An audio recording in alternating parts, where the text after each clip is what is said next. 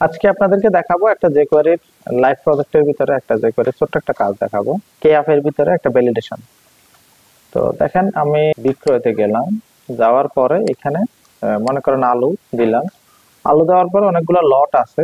তো এই আলুর এই লটটাতে আমরা ঢুকি, ঢোকার পরে এখানে দেখা যাচ্ছে দুই ধরনের মাল আছে। একটা হচ্ছে কোয়ান্টিটি 20 বস্তা, আর একটা হচ্ছে কোয়ান্টিটি 15 বস্তা। এটা হচ্ছে লাল আলু, এটা হচ্ছে বীজ আলু, ঠিক আছে। তো এই বীজ আলুতে যখন ক্লিক করব তখন দেখেন আমাদের স্টকে আছে হচ্ছে 15 বস্তা। আর আমাদের এখানে পরিমাণ হচ্ছে আমরা কত বিক্রি করতে চাচ্ছি। হ্যাঁ, আমাদের স্টকে যদি 15 বস্তা থাকে, সেক্ষেত্রে দেখেন আমরা যদি এখানে 25 দিই, সে কিন্তু নিচ্ছে। আর এইখানে যদি আমরা 25-এর যদি এখানে 250 দিই এবং রেট যদি আমরা 25 টাকা করে দিই, তাহলে দেখেন যে এখানে কিন্তু যোগ হয়ে যাচ্ছে, সে ক্যালকুলেশন সব কিছু করে ফেলতেছে। হিসাব চেক করে, হিসাব চেক করার জন্য এখান থেকে একটা কাস্টমার দিলাম, হিসাব চেক করে কিন্তু বিক্রয় করা যাবে। তো আমাদেরকে যেটা করতে হবে সেটা হচ্ছে আমাদেরকে এখান থেকে ভ্যালিডেশন দিয়ে দিতে হবে। এখান থেকে একটা ভ্যালিডেশন দিতে হবে যে আমরা যাতে এখানে এই যে এখানে 15 বস্তা আছে, এটা যাতে আমরা বেশি এন্ট্রি করতে না পারি, তাহলে যাতে করা না যায়। আমরা হচ্ছে প্রথমে এটার যে ক্লাস আছে সেই ক্লাসটা আমরা ধরে নিব। ক্লাসটা ধরে নিয়ে এখান থেকে ক্লাসটা আমরা কপি করে নিচ্ছি। আপনারা জানেন যে ইন্সপেক্ট এলিমেন্ট দিয়ে যে ইনপুট বক্স আছে সেটা করা যায়, সেখান থেকে ক্লাস বা সবকিছু নেওয়া যায়, ঠিক আছে। তো ক্লাসটা নিয়ে আমরা এখান থেকে এটা নিব হচ্ছে jQ অন। এটা হচ্ছে শর্টকাট আমি দিচ্ছি। তো আপনারা অলরেডি jQuery অনেকগুলো কাজ শিখছেন, সেক্ষেত্রে এটা দেখুন ডকুমেন্ট ডট, এটা হচ্ছে কেআপ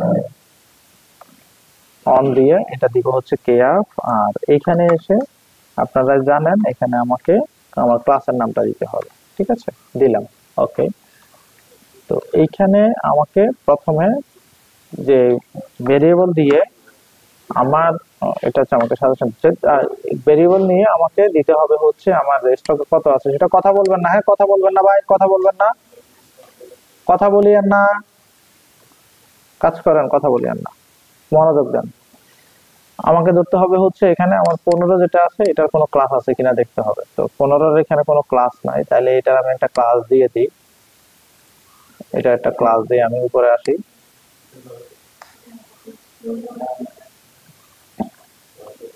উপরে আসি, এটা একটা ক্লাস দিব এখানে আমরা। এটা হচ্ছে প্রিভিয়াস কাজ আর কি। এই প্রিভিয়াস কাজের ভিতরে আমি এখানে ক্লাস দেওয়া হয় নাই আমার, আমি এখানে ক্লাস দিয়ে দিতে হবে। স্টকে আছে এই যে, এই হচ্ছে আমার এটা ক্লাস। এটা হচ্ছে টোটাল স্টক। ওকে, টোটাল স্টক একটা ক্লাস দিলাম। তো এই ক্লাসটা এসে আমরা জাস্ট এখানে ভেরিয়েবলের ভিতরে রাখবো এটার ভ্যালুটা। তো আমরা এখানে দিতে পারি টোটাল স্টক প্রোডাক্টস, একটা ভেরিয়েবল নিলাম। এরপরে আমরা টেক্সটটা নিয়ে আসবো।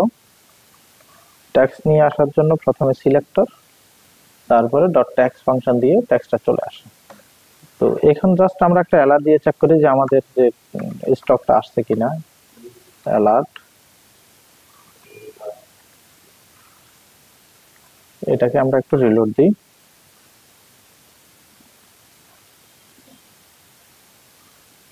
রিলোড দিয়ে আমরা সেমটাতে আবার যাই, তাহলে এখানে যদি আমরা 1 দিই, অ্যালার্ট দিয়ে আমাদের 15 দেখাচ্ছে, তার মানে আমাদের এটা সঠিকভাবে কাজ করতেছে, ঠিক আছে।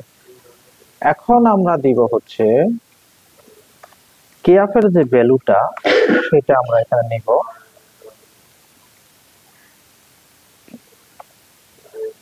টাইপিং, এটাকে লিখবো হচ্ছে টাইপিং ভ্যালুস।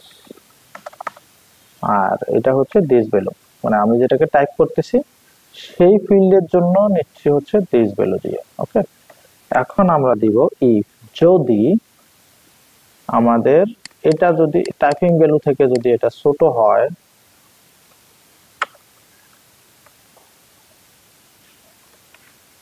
এখন টাইপিং ভ্যালু ছোট। আচ্ছা, যদি টাইপিং ভ্যালুটা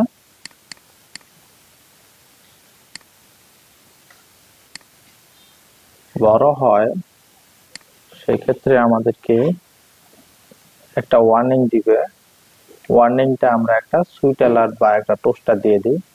তো টোস্টারের জন্য আপনারা জানেন যে টোস্টার TOASTR টোস্টার দিয়ে এখানে ওয়ার্নিং দিয়ে আপনার এত পরিমাণ পণ্য নেই, এটা দিয়ে আপনি দিতে পারেন। আচ্ছা, আমি যেটা এখানে ভুল করছি সেটা হচ্ছে আমার ভেরিয়েবলটা সব আমি কাট করে নিয়ে আসি। ঠিক আছে, দ্রুত আসেন। আচ্ছা, আমি যেটা করছি সেটা হচ্ছে এখানে এটাকে কাট করে নিয়ে আসছিলাম, এটা এখানে দিয়ে দিলাম। তো এটা হচ্ছে যে এরপরে আমাদের যে ভ্যালুটা আছে সেটাকে আমরা 0 করে রাখি। একটা ওয়ার্নিং দিয়ে আমাদের যে ভ্যালুটা আছে সেটাকে আমরা ব্ল্যাঙ্ক করে রাখছি, সেমিকোলন দিয়ে শেষ করলাম। ওকে, তার মানে কথা হচ্ছে আমার টাইপিং ভ্যালুটা যদি আমাদের স্টক ভ্যালু থেকে যদি বড় দেয়, সেই ক্ষেত্রে আমরা এটাকে ব্ল্যাঙ্ক করে রাখবো, যাতে এটাকে আর টাইপ করা না যায়, মানে বড় যাতে যাওয়াই না যায় সেটা। তো এই পর্যন্তই ঠিক আছে, আমরা একটু রিলোড করে দেখি আমাদের হচ্ছে কিনা। আমরা একটু রিলোড করি।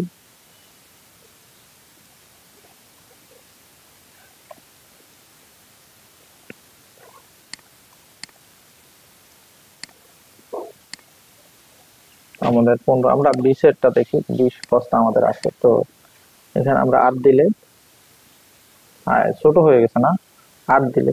আচ্ছা, আমরা যদি বেশি লিখি সেক্ষেত্রে,